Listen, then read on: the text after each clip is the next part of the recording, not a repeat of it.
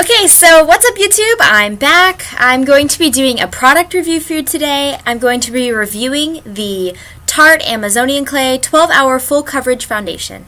This also says Broad Spectrum SPF 15 Sunscreen is in this product. So, I have heard mixed reviews on this product. It does say that it's a longwear makeup and an oil-free makeup. I have heard mixed reviews on the full coverage aspect. Not so much the 12-hour wear, though. This does last a long time. I wore it yesterday for the very first time, and I was very impressed by this foundation for multiple reasons. But mainly I wanted to say that, yes, it is 12-hour. So I heard mixed reviews on the full coverage aspect.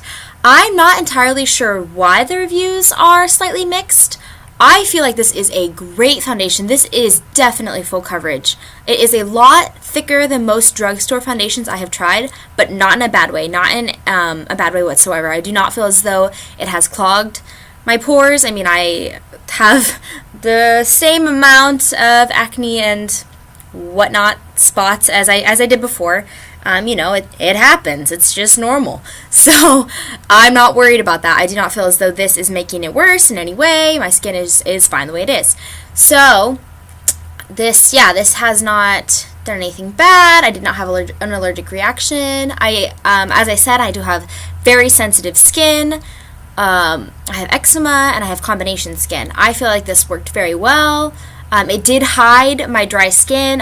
As I said before, I did have an allergic reaction, so my skin is very dry and flaky right now. That will go away within like another week or two. I've experienced this before with eczema and with allergic reactions. It's just going to be flaky and dry for now, and I'm fine with that. You know, it happens, so it's okay. No big deal. However, this did very well at hiding it for the first 3 or 4 hours, I'd say. And then after that, it did end up the foundation did up breaking and cracking, and you could see some of my flake skin. But at that point anyway, you know, I already got my day's worth. Well, not a full day obviously, but what any foundation would have done with the condition that my skin is in. So I feel like it did a good job. I have mine in light medium sand. As you can see, it's kind of hard to read the label on this product. I'm not sure why it's in black lettering. There, you can kind of see it in the light there. Not sure why they decided to do that, but it's not anywhere else on the tube. It was in the little purple Tarte box it came in. Oh, another thing I wanted to say about that. This is cruelty-free. All Tarte products are cruelty-free. I've heard some debate, some like speculation on that. I guess it was purchased by a father company, or like a, you know, whatever that term is, and the company above it. I guess it was purchased by them, who is not cruelty-free. Tarte itself, though, is still labeled as a line of cruelty-free products, so I guess that you can make your own decision on that. I do support cruelty-free, though. Obviously not in all my products, but I do try as best as I can to appreciate cruelty-free products, because I think that's important. So anyway, yes, I got mine in light medium sand. That was also another thing about foundation. For the longest time, I was convinced that I had very light skin. Now, in this video quality, I'm using natural lighting, and I'm also filming this on my laptop.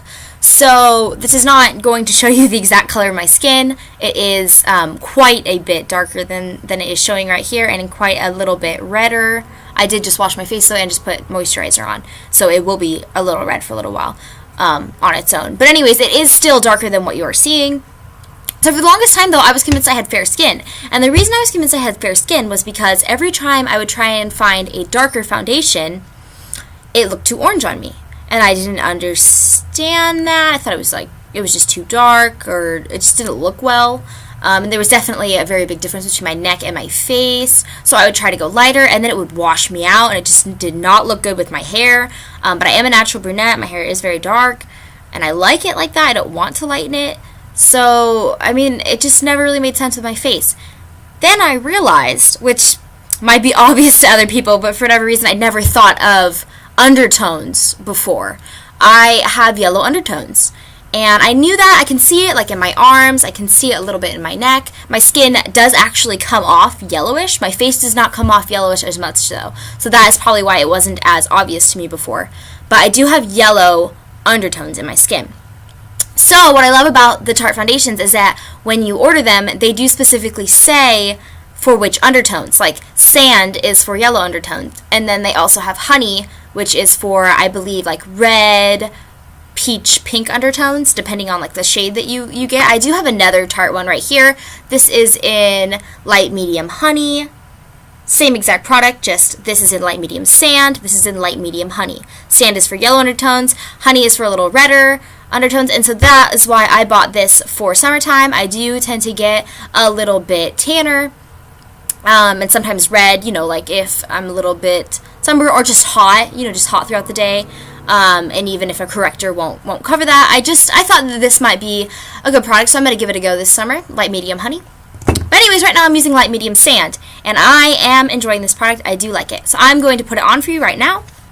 I already moisturized my face with The Body Shop Aloe Soothing Day Cream. This was in my nighttime skincare routine that I just put up. You can go check that out if you'd like. So anyways, I love this product. I use it at night and before I put on my primer. So this is just the NYX Studio Perfect Photo Loving Primer. They have other ones for like correction and stuff. This is supposed to be, yeah, photo loving. Oh, I don't usually take that many photos. I'm not really like a selfie kind of gal. If you are, that's totally cool. I just don't usually take very many photos, so I didn't get it for that reason. I just didn't want any of the other ones, so I just figured I'd give this a go. Probably works just as well as any other primer that does its job. Eye primer, eyeshadow base, not eyeshadow base, eyeshadow primer, it's a little bit of a different story, but with facial primer, most of them do the job, I believe. I also have my NYX Pore Filler here. I did want to mention, I have a sample size of the POREfessional. I just was not blown away by this product. I heard great reviews, people raving that this was like incredible. I don't know. I feel as though it is like the exact same. So maybe just all pore primers work the same for me. I do feel as though I have somewhat noticeable pores around this area, a little bit on my nose, somewhat right here. It's not bad, you know, and pores aren't really a bad thing. Everybody has pores. That's probably a pretty healthy thing. But you know, sometimes you just want to give your foundation a little bit of a more flawless finish. So I'm just filling that in those little areas. I do not use this all the time. I'm just using this for the sake of the product review to just make sure it gets the best finish that it possibly could.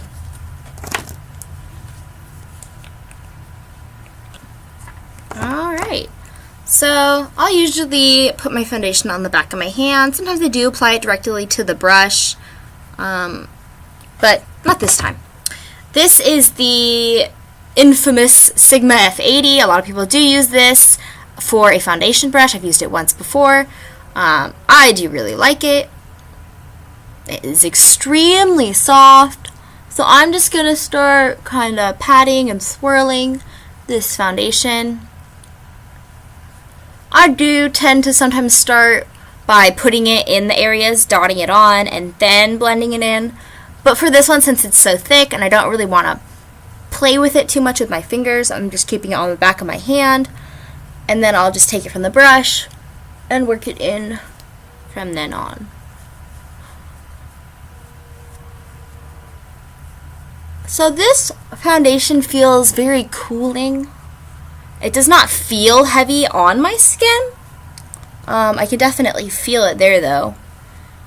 But it doesn't feel heavy, it doesn't feel uncomfortable in any way.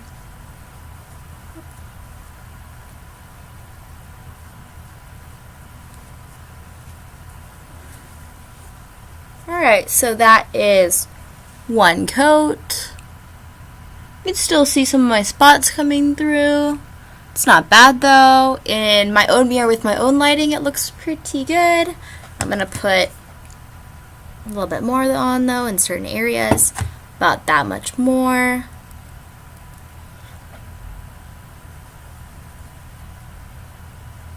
This time I will kind of dab it in the areas. Maybe that will work a little bit better for this product. Putting it in the areas I need a little bit more coverage. and then I'll kind of work it in after that.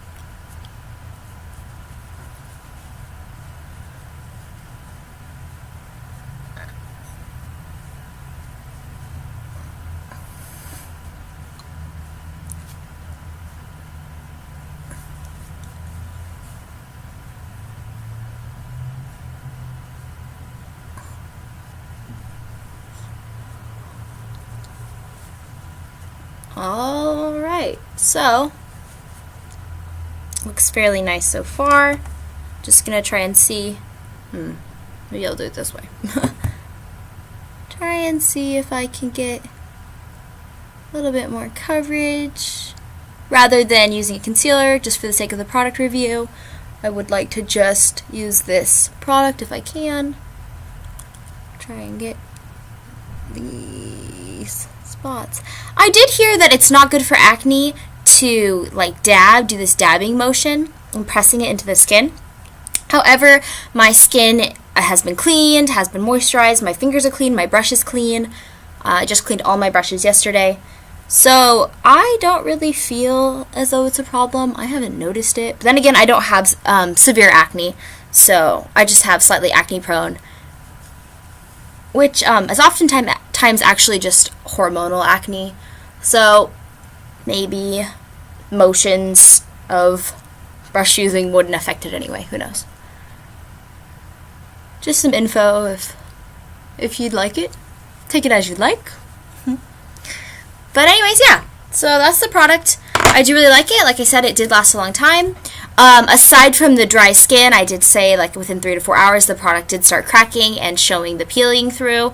But in the rest of my face, it is normal. That is as it normally would be on a regular day-to-day basis. It worked great. It stayed on. I did not need to take it off whatsoever. It worked all day long. It looked good. I did have a concealer added to it though. I used my acne treatment concealer in Light from Murad. Or Murad, I don't know, I say Murad, I don't know. But anyways, I did use this over the top of some of it just because I'm not sure if this really works to treat acne, but I do just feel better putting this type of concealer over my acne, so I don't feel as though I am perpetuating the situation, just making it worse and keeping it as it is, letting that acne have a little bit more salicylic acne. 2% salicylic acne is in this product. I don't know, who knows if it works. I just got it like a few weeks ago.